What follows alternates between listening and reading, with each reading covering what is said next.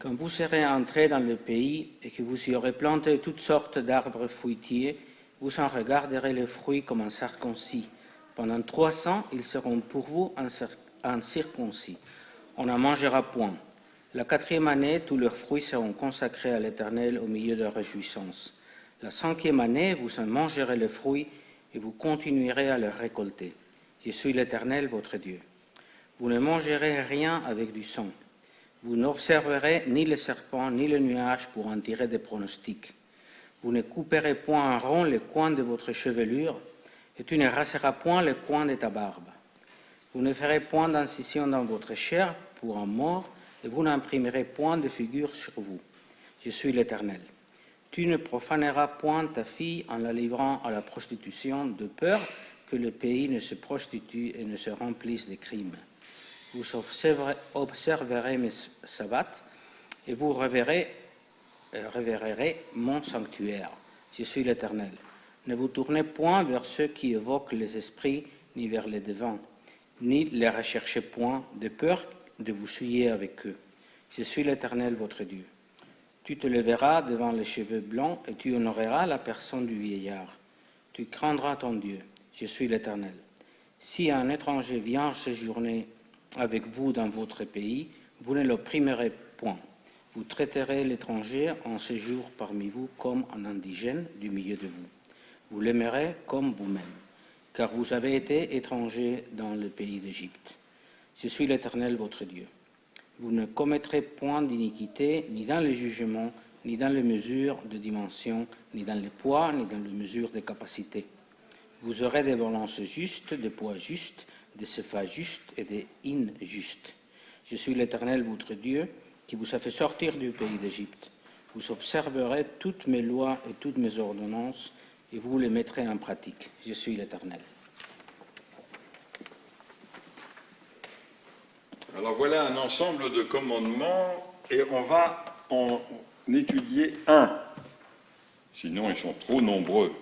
Alors je vous invite à vous lever, si vous le voulez bien, et vous allez pouvoir prendre des textes. On va prendre un verset et les commentateurs. Je vais en mettre un de ce côté aussi pour... Et ceux qui viennent de ce côté repartent. Ah ben non, il ne faut pas repartir parce que le salon bloque.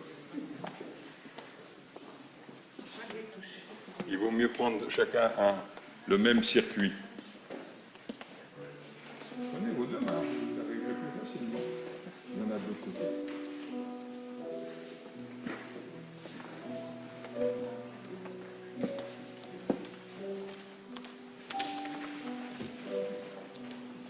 On peut prendre déjà ça. Non, ça c'est le kidouche, c'est pour après, mon cher ami.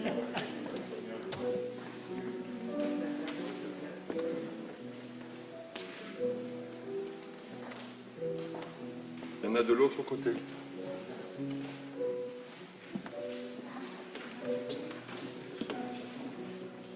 Là-bas, là-bas, là-bas. Il y en a de l'autre côté.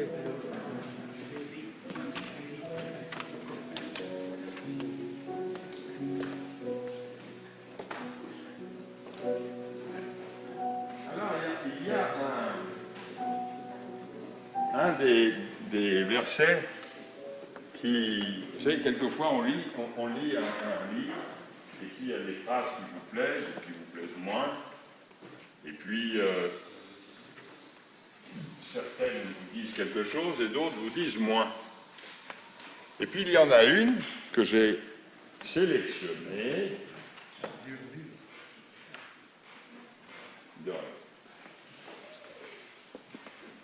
parce que j'avais cru que les incisions, et en tout cas les tatouages sont totalement interdits.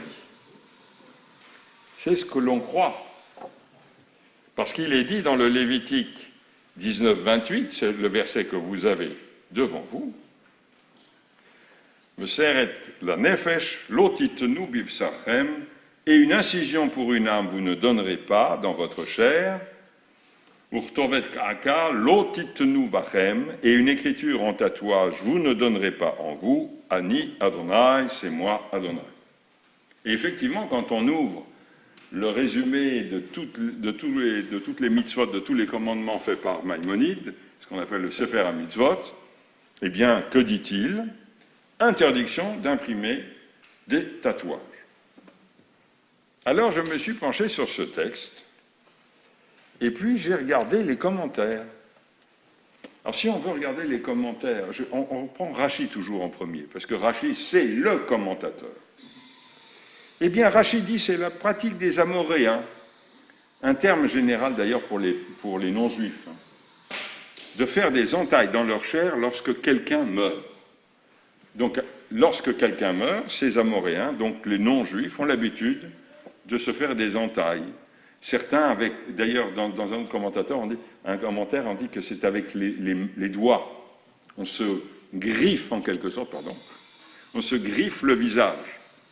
Et ceci semble être totalement interdit. Mais, plus tard, Ibn Ezra, c'est au XIe siècle, tout ça, insiste qu'il s'agit d'un mort. D'ailleurs, il dit, c'est la traduction en araméen, la première traduction de la Bible par un dénommé Onkelos, qui dit la nefesh, donc il traduit la nefesh pour l'âme, il le traduit par almit, c'est-à-dire au sujet d'un mort, et telle est, insiste-t-il, la véritable signification. Donc c'est relativement conscrit, réduit à uniquement le cas de deuil. Et un rabbin de France également du XIIe siècle explique la chose ainsi, c'est parce que lors d'un deuil, on est bouleversé. Et comme on est bouleversé, on a des gestes en quelque sorte que l'on ne peut pas maîtriser. Et entre autres, c'était la coutume de se passer la main, mais avec des ongles qui lacérés, oui, se griffer. Et puis, il y a un autre commentateur qui dit, il y avait même des gens qui payaient d'autres pour le faire, ou alors pour se battre la coulpe, ou se frapper pour marquer l'importance, la densité, en quelque sorte, du deuil. Et puis, certains même, ils payaient les gens comme ça. Et un autre commentateur, vous le verrez, je crois, un peu plus bas, dit « Ce qui t'est interdit, c'est d'être payé pour cela. » C'est-à-dire de faire comme si tu étais pris par cette mort, par la douleur, tellement pris par la douleur que tu te lacérais le visage avec tes doigts. Vous voyez, ça c'est dans le Ha'emek Hadavar, c'est 19e siècle. Ce qui est intéressant, d'enfant, dans l'explication de Rachi, et d'autres d'ailleurs, c'est que Rachi dit c'est l'habitude des Amoréens. C'est-à-dire, quand on est juif, on ne doit pas le faire. Il ne faut pas se laisser influencer par les autres. On aurait dit presque que Rachi prend acte du fait qu'éventuellement, à son époque, des gens le faisaient, et qu'il leur réprouvait ce geste, parce qu'il disait, ce geste, il est lié à une autre histoire, à un autre temps. Alors, soyez modernes, entre parenthèses, entre guillemets, soyez libéraux, et ne le faites pas. Parce que ce n'est pas notre coutume. Et alors, ce qui est intéressant, c'est on va passer à Sifra.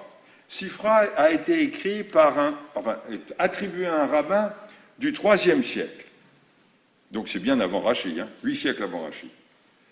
Et une incision pour un mort, tu ne la feras pas dans ta chair, et vous ne ferez pas d'écriture gravée sur vous-même, je suis l'Éternel. Une incision. Je pourrais penser que si quelqu'un s'incisait suite à une frayeur, car sa maison s'est effondrée, ou son navire a coulé dans la mer, il serait coupable. Par conséquent, comme il est écrit pour une personne, pour un décès, cela concerne seulement l'incision pour un mort. C'est-à-dire que si quelqu'un se lamente parce que la bourse s'est effondrée, eh bien, en quelque sorte, il faut le laisser. C'est la relation avec la mort qui est totalement interdite. Mais on ne peut pas empêcher les gens de ressentir quelque chose lorsque un événement particulier et particulièrement grave se passe dans leur vie. Et le Riskouni, qui est du XIIIe siècle en France, rappelle cela. Si vous deviez le faire à cause d'un autre malheur subi, comme une maison s'effondrant lors d'un tremblement de terre ou la perte de votre cargaison par le bateau qui la transportait, puisque le bateau ayant coulé, ce ne serait pas punissable. Autrement, c'est punissable de flagellation. Donc si quelqu'un se lacère le visage à la suite d'un décès d'un membre de sa famille, on va le flageller, mais s'il le fait pour des raisons, entre guillemets, économiques, c'est moins grave. Mais combien de flagellations? Et vous l'avez à la page 2, ça c'est la Mishnah, c'est donc le IIe siècle de notre ère. Si un homme, si on le fait pour une personne une fois, c'est une flagellation. Si on le fait pour plusieurs personnes, c'est une flagellation à chaque fois. Et si on le fait plusieurs fois pour la même personne, on est flagellé autant de fois qu'on le fait. Ça c'est la loi, hein. C'est uniquement de la loi.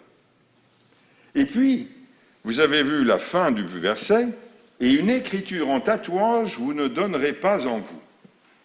À nouveau, si vous regardez, Sifra, donc c'est IIe siècle également, ou IIIe siècle, je pourrais penser que s'il écrivait mais ne gravait pas dans la peau, il serait responsable. C'est pourquoi il est écrit gravé. S'il était gravé, pourrait laisser penser, c'est un T, que s'il gravait mais n'écrivait pas, il serait coupable. Il est donc écrit de points et écrit. Il n'est punissable que lorsqu'il écrit et grave à la fois à l'encre, au bleuissement ou à toute autre chose qui laisse une impression définitive. Et c'est ce que Rachid dit quelques siècles plus tard, c'est-à-dire une écriture gravée et enfoncée dans la chair qui ne peut jamais être effacée car elle est piquée avec une aiguille et reste noire à jamais. Je ne me suis jamais fait tatouer, donc je ne sais pas du tout si c'est la technique qu'il faut suivre. Et beaucoup plus tard, au XVIe siècle, au début du XVIIe, Chenil ou Khotabrit, je saute un tout petit peu, ne tatouez pas votre peau, ceci est une allusion aux prêtres païens qui se tatouent en signe de fidélité à leur divinité. Et ça nous permet d'aller un tout petit peu plus bas. Dans Sifra, IIe siècle, il est dit, Rabbi Shimon Bar Yochai, qui est un grand de la tradition, dit « Il n'est pas responsable tant qu'il n'a pas écrit le nom d'une idole. Comme il est écrit, vous n'en ferez pas en vous, Ani Adonai, je suis l'Éternel. C'est parce que je suis l'Éternel que vous n'avez pas le droit de le faire. Mais s'il y a dit « Je suis l'Éternel », ça veut dire que si on ne met pas le nom d'une idole, on peut se poser la question, est-ce qu'on a le droit ou n'avons-nous pas le droit de nous tatouer? Et Rabbeinu Bachya, au XIe siècle, en Espagne, dit la chose suivante, selon Rabbi Shimon Bar Yochai, lui, il vient expliquer donc, Rabbi Shimon Bar Yochai, ce texte qui lui est attribué au IIIe siècle, tant que l'écriture n'inclut pas le tétragramme, puisqu'il y a le tétragramme dans le texte biblique, on n'est pas passible de la peine pour avoir violé un commandement. Il tire cette règle de la fin du verset, Ani Adonai, ce qui signifie que si le nom de Dieu ne fait pas partie de l'inscription, il n'y a pas pénalité. Et le verset entier, dit Rabbeinu Bachya, pourrait être traduit par « N'inscrivez pas mon nom sur votre chair d'une manière indélébile ». Alors, où en est-on? A-t-on le droit d'être tatoué? Ou n'a-t-on pas le droit d'être tatoué? C'est la question. Quand on lit les textes, il y a un texte qui dit, que j'ai sauté, je ne sais pas si j'ai que je l'ai sauté, qui dit la chose suivante. Une incision, il y a une plaie, elle se guérit, et elle tend à disparaître. Donc, dans le fond, il n'y a pas une marque indélébile. Le tatouage, ce que certains ont considéré comme étant interdit, c'était une marque indélébile qu'on ne pouvait pas effacer. On peut se poser la question pourquoi? Et on pourrait répondre de la façon suivante. La personne qui se fait tatouer, en fait, considère presque son corps comme un objet, parce qu'on fait quelque chose dessus. Or, notre corps n'est pas un objet, c'est ce qui nous permet de vivre. Et puis le fait que ce soit indélébile fige une situation.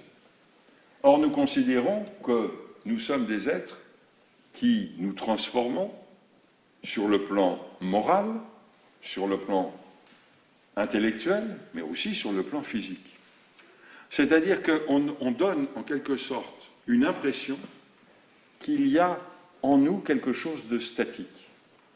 Alors peut-être pour ces deux raisons aujourd'hui, on pourrait se poser la question, est-il licite d'être tatoué? Si vous regardez le monde d'aujourd'hui, énormément de personnes le sont.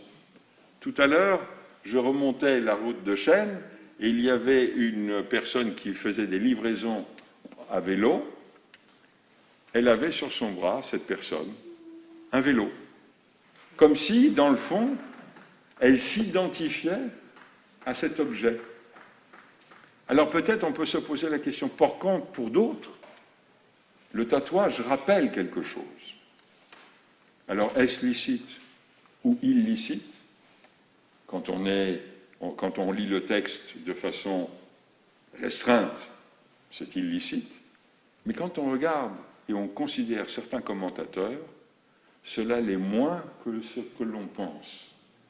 À chacun de choisir ce qu'il désire, mais ce n'est pas une raison pour, en sortant de la synagogue, aller vous faire tatouer.